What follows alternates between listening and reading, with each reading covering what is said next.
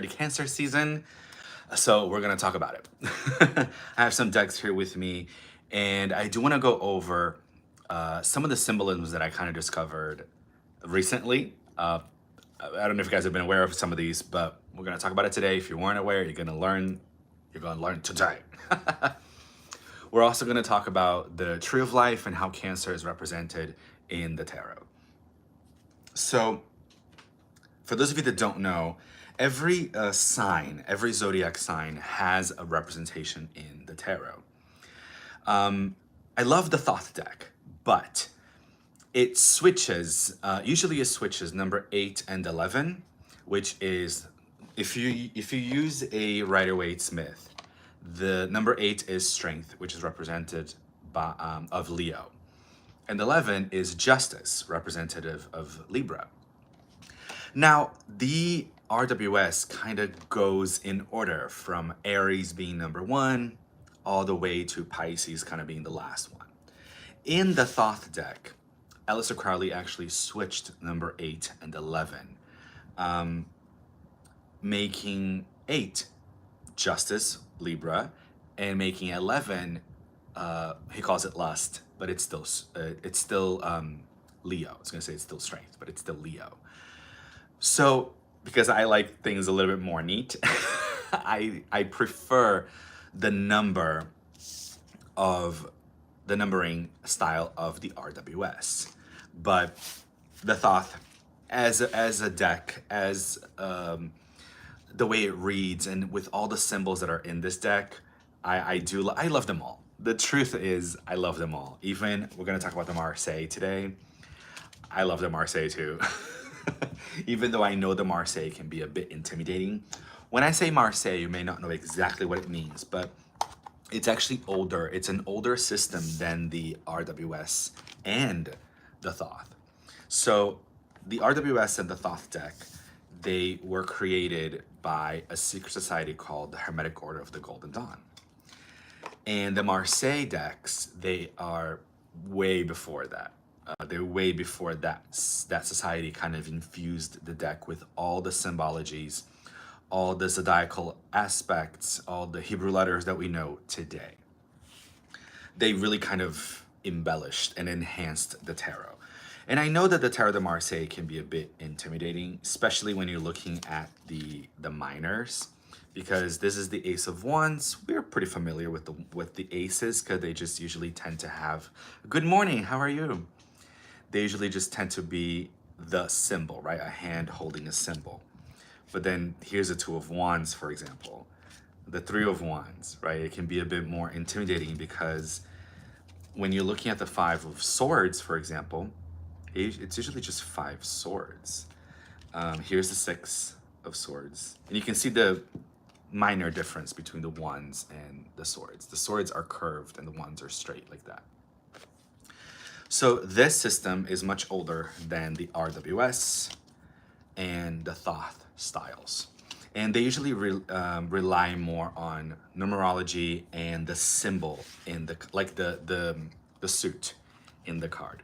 We know that 3s have to do with expansion, and we know that wands are about fire. So there is this kind of spiritual kind of sense of expansion, spiritual expansion. Okay, but we're in Cancer season. I just wanted to give you guys a little bit of a deck history that we're going through. But we're in Cancer season, and welcome. I don't know if any of you guys are Cancers out there, but it'd be awesome to hear from you, get a hello from you. I want to actually test something out here.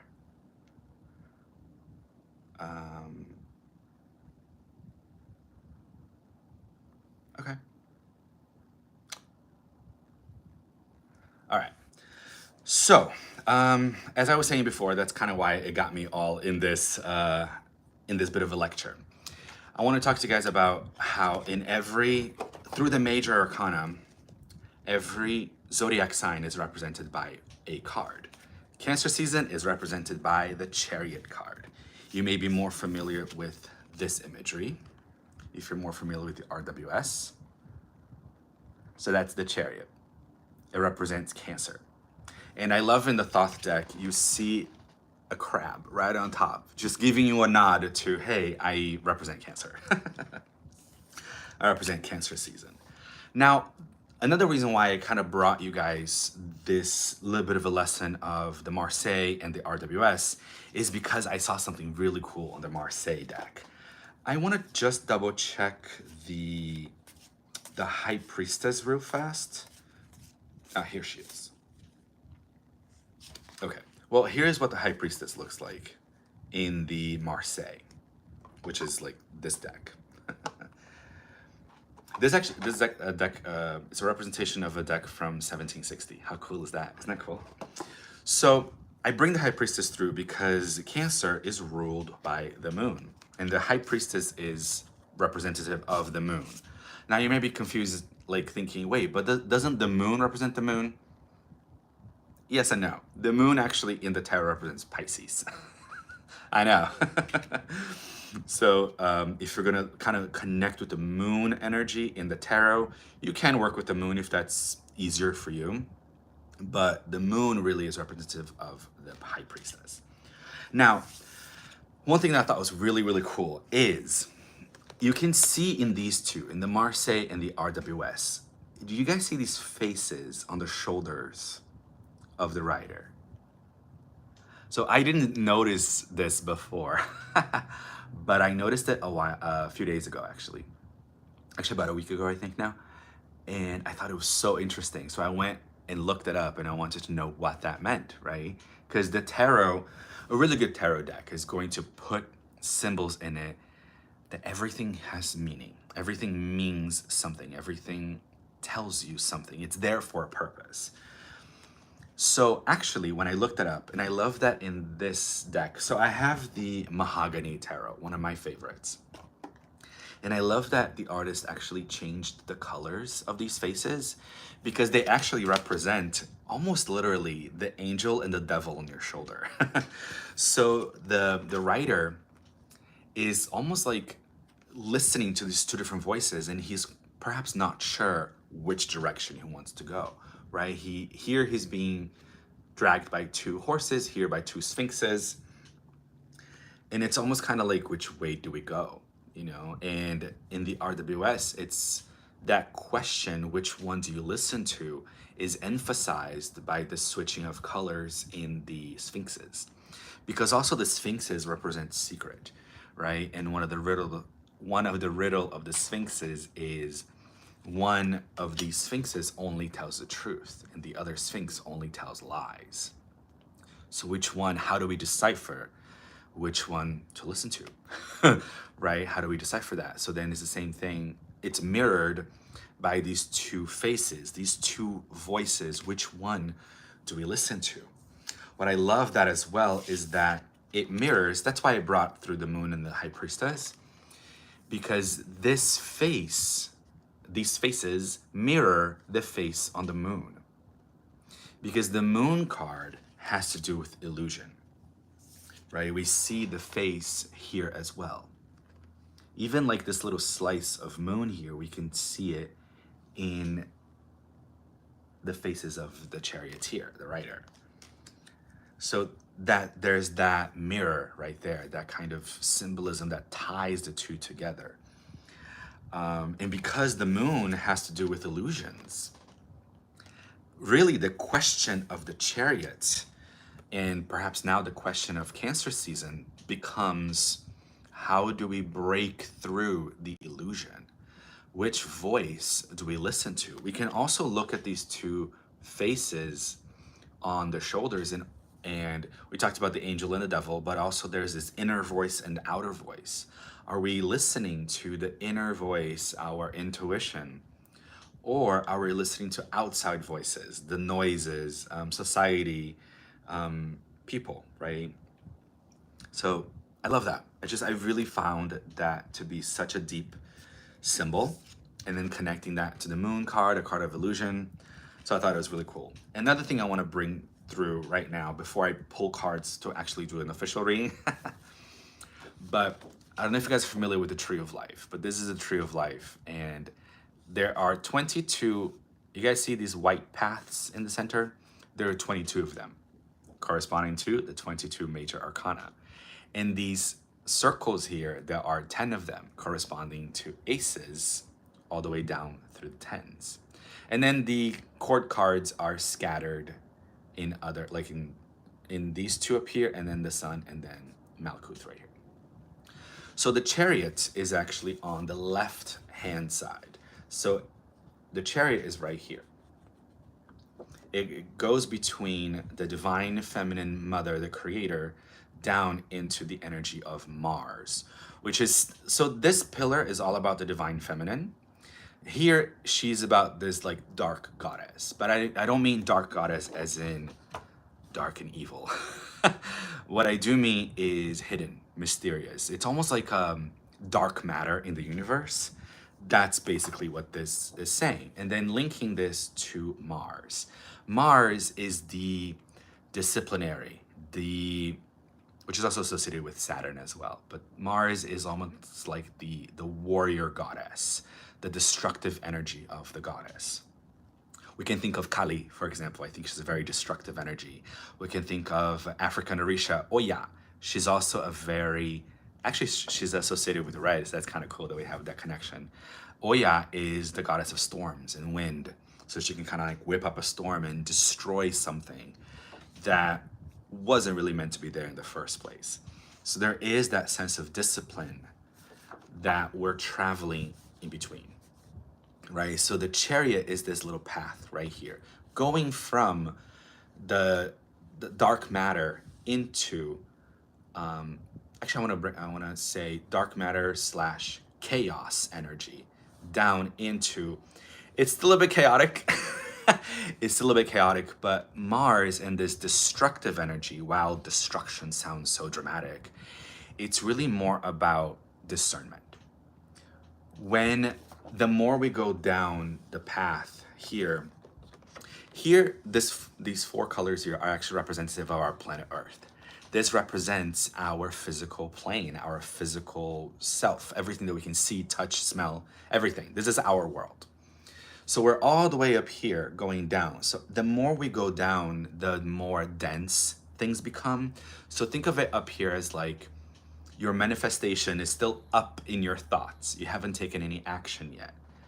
And this is where the Chariot, right here, this bridge, the Chariot asks from chaos, from thought alone, how can we discern what is meant for your manifestation and what isn't?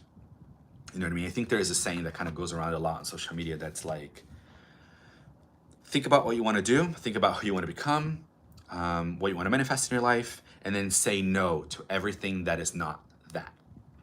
That's the energy, basically, of the Chariot and these two spheres, or they're called Sephiroth. It's this discernment. We have a lot of thoughts, we have a lot of ideas, but now it's asking you, Mars is asking you, how can we hone that energy, kind of focus it more? Almost like this funnel, you know? Here's this big idea, big things, big kind of swirling energy. Can almost kind of make us a little dizzy. And then how do we bring it down? And be more discerning, you know? Say no to certain things that can maybe be just a distraction. All right, I want to talk about more about the Chariot specifically, because a lot of people don't really notice this. But again, Chariot is the symbol of Cancer in the tarot. Now, here is 3 depictions of the Chariot. This is from the Marseille, this is from the RWS, and this is from the Thoth deck. Now, none of the writers are actually holding reins. Does that make sense? You know when you're riding a horse and you have those straps that you kind of like guiding the horse with? None of them have that.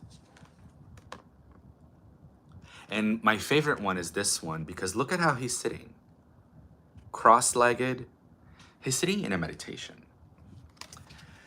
So the Chariot is about movement forward. A lot of people, it's how I learned. The Chariot is movement. You're in a chariot, you're moving forward, you're kind of galloping forward. That energy doesn't really change. But what does change is that now this energy isn't about actual action. It's not really about like I'm gonna act on this right now. It's gotta do it, gotta go, go, go. It's actually about this introspection, almost like a shaman or Odin. If you guys are familiar with Norse paganism, there is this big tree, right? That's kind of the cosmos. And the god Odin, he travels up and down the tree. Shamans are also known for this because they in meditation, they travel to the lower world or the upper world, things like that. So the chariot is very similar to that energy. When you're sitting there in meditation, there's a lot of movement that's happening, but it's energetic movement. It's eyes closed and no physical action, but there's a lot of intention. There's a lot of prayer. There's a lot of, you might even kind of see symbols or imagine certain things. And imagination is nothing to sneeze at. I think a lot of us kind of tend to be afraid of when we're meditating and then our mind just starts imagining things. We're like, oh, I'm imagining too much. I need to come back. It's like, I'm actually a little bit of the mind of let your imagination kind of run wild. You know, Carl Jung, the father of psychology, one of the fathers of psychology, he kind of coined this meditation, which is called active imagination meditation, which is when you kind of let your imagination run wild. You picture yourself almost stepping into this card, and where is this chariot going to take you? You know, what are these sphinxes kind of saying to you? It may sound ridiculous because yes, you are imagining it, but that doesn't make it any less real. And our imagination is linked, almost inseparable, to our unconscious, the shadow self.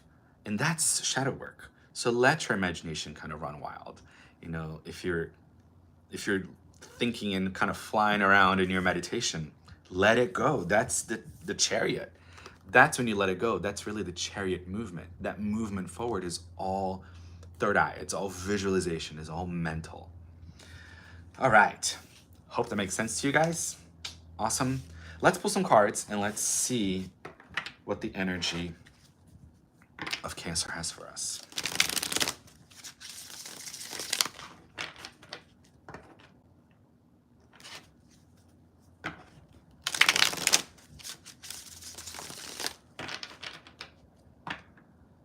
I hope that Gemini season treated everybody well.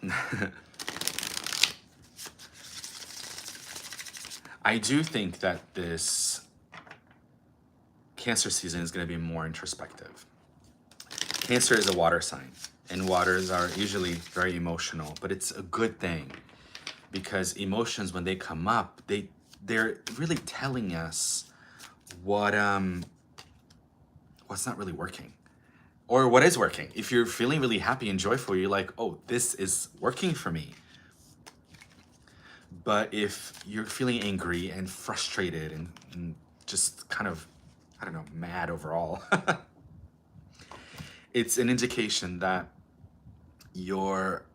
that a boundary has been crossed, that someone may perhaps crossed the boundary, or perhaps even crossed the boundary within yourself. You did something that just didn't feel right in your spirit. So yeah, okay. I got 3 cards so far, and it's funny, we just left Gemini season, and the last card we got is the Lovers, which is Gemini. So the first one is the Princess of Wands, and the RWS is called the Page of Wands in reverse. And I want to also bring out, we have the Sun in reverse as well. So the first 2 cards are all about fire, all about illumination. And it's funny because the Sun in reverse with Gemini right after, it almost feels like, in a way, we energetically haven't quite left Gemini season. We haven't really stepped directly into Cancer season, but that's okay. It's all a part of it. Because in Gemini season, perhaps we thought a lot. There have been kind of some realizations that a lot of us have gone through. And now we're meant to take those realizations and kind of just sit with them. You know, I talked about the Chariot and how he doesn't have reins, right? Even the sphinxes here aren't moving. So he's meant to just kind of sit there in meditation, contemplating what was learned from the previous season. What I also feel is that for a lot of us with all this fire energy in reverse, is a lot of us are looking for a fire. We're looking for motivation. Um, Perhaps you're not really feeling that optimistic. You're not really feeling that motivated. Something perhaps that in previous energies, previous seasons, kind of got you excited and going. This time is really not doing it that much for you. But then with the lovers coming next is that contemplation. They're looking at each other here. And I love how their inner child are touching and even crossing arms. There is that sense of, we kind of get to see each other. There is a mirror of that. And whatever's bothering you about someone else, how can that relate to you? Does that make sense? What we see in others, what we see in us, kind of thing. Let me actually pull from this oracle. I want to see where on the tree of life we're talking here. Before I do, I just thought of something. So I want to look at the tree of life again. So we got the lovers, right? And actually it's really cool because we got the sun as well. The lovers, okay, one sec. Chariot. The chariot card we talked about, it's this one, right? Which is Cancer season. Now, we just left Gemini season represented by the lovers, and the lovers actually starts in the same black sphere, but instead of going straight down, it's this diagonal right here, going towards the sun. And we got the card of the sun. How interesting is that? So that's why I love tarot, because you just kind of get into this and you kind of start building this puzzle and you're like, what the fuck? Anyway, so we kind of just left this diagonal thing. We went from understanding down into the sun, clarity, illumination, higher understanding. In the tree of life, the sun here represents Buddha consciousness, Christ consciousness, this kind of 5D consciousness a lot of us have been talking about. But now, for Cancer season, we're shifting from here up towards Mars, towards Gabora, which is kind of like the law keeper. He's the judge. He's the discernment. He's also the warrior. As I said earlier, a lot of destructive energy, but this destructive energy is really more discernment versus I'm going to smash everything down. You know, unless you want to go to, what is those smash rooms, I think, that have a bunch of stuff that you can just like whack away. You can go to that. That's very therapeutic. It sounds really therapeutic. But it's really not about just breaking things apart. There's a discernment. And as a reason why we're saying no to certain things. So we're going here from an illumination up towards more of a bit of an action thing. Yes. All right. Hope that's making sense to you guys. And that's representative of the Princess of Wands in reverse. Look at this card. I love the movement of this card because we have this fire, this like whoosh of fire, and this tiger is kind of going down, but she's dancing upwards. There's a lot of movement in this card, but with it in reverse, it goes back to what I said earlier about the two faces on the chariot, and the two faces here on the shoulder of the charioteer or the rider. I don't think we're exactly sure which direction we want to go. As I said earlier, the two faces on the shoulders have to do with the angel and the devil. You know, which one is saying good things, which one is saying bad things, which one is telling the truth, which one is lying. Another energy of discernment.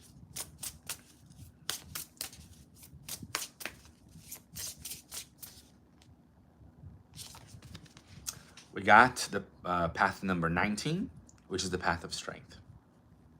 I think that makes a lot of sense. It takes a lot of, it says here, defending the weak, peacekeeping and sincerity.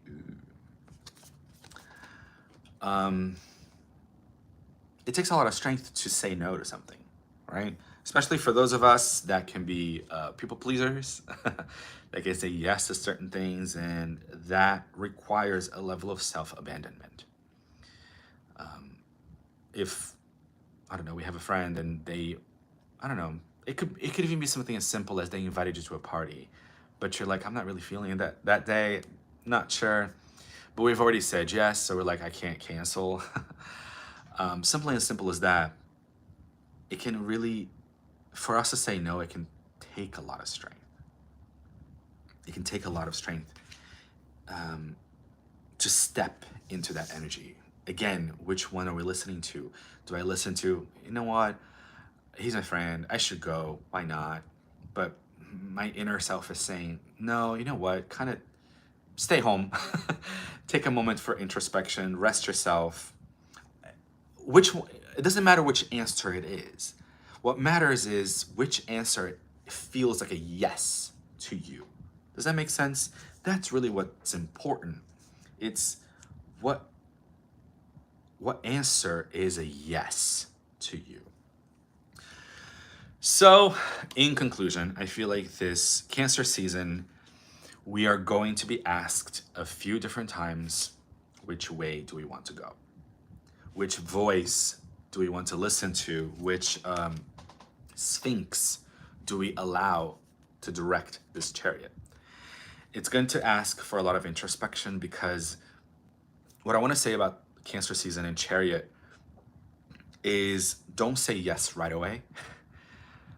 Whenever you're kind of encountered with a question, a decision, I feel like our answer immediately should be, let me think about it, or let me sleep on it. I do love that one. Let me sleep on it. Because it kind of gives you like 24 hours. At least it feels like to me. It feels like it gives you 24 hours. And sleep on it. Like, don't give an immediate yes. Figure out why it's a yes. And if it doesn't really feel like that great, then it's a no. But I feel like a lot of us haven't really taken the time to listen to that inner voice, whichever one that voice is on the shoulders, for us to give, my friend calls it a sacral yes. You know, it's a yes that you feel in your body. If you don't have that sacral yes, then it's a no. Even if you're like, well, it should be, I don't know, it's not that bad. If it's not sacral, at least for this season, try to feel that energy more within yourself. All right, so I hope you guys liked our little chariot lesson going on here today, and I hope you guys liked the reading. I hope that makes sense. Certainly did for me. Have a beautiful Cancer season out there, and I'll see you guys next time.